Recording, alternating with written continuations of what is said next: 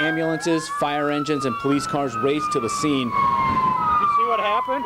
Yeah. There was one man in particular they wanted to talk to. I seen the plane coming at me, and it turned sideways, and then I seen it hit the ground and slide and bounce. It was incredible. Perhaps just as unbelievable, the plane stopped at skid about 50 feet from an apartment building and dentist office.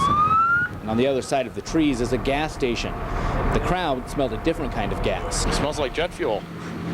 You can almost taste it. The investigation is ongoing. Witnesses think a strong wind doomed the flight right at takeoff. The wind kicked up right at that moment, and I looked and it was clearing the wires, and then all of a sudden it just angled out. The single-engine plane only made it about half a mile from the Iowa City airport. The pilot and 2 passengers were rushed to the hospital.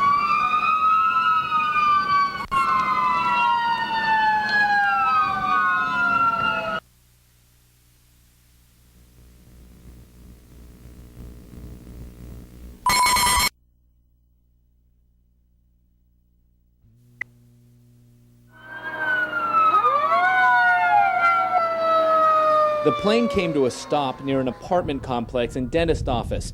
As it skid along Highway 1, it left behind large pieces of metal, including a propeller. It wasn't very far from my truck. I was terrified for the people that were in there. The pilot, Mark Lewis, flew a woman and her 2-year-old daughter to Iowa City as part of the Angel Flight program. The executive director says this is the first crash in more than a decade for the medical service missions. It took everyone by surprise. I thought it was lightning or... Earlier in the morning, many people say it picked up again right as the plane took off, knocking it back to the ground. The plane skid to a halt, but created a path of metal pieces, including a propeller.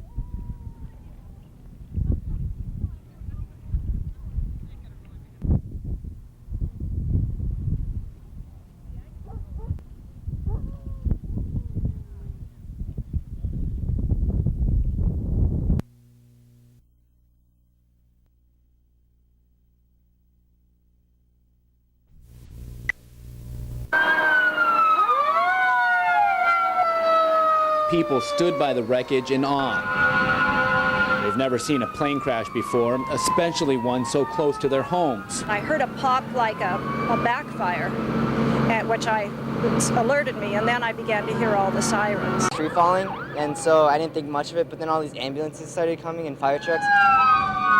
This is an unusual event. I think the last accident was back in the late 90s. Eyewitnesses, including another pilot, believe the wind played a major factor in the crash.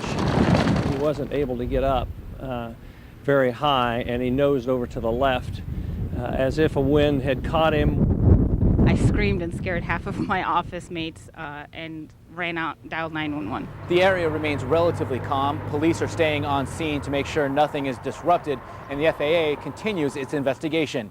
In Iowa City, Steve Nichols, KCRG TV 9 News.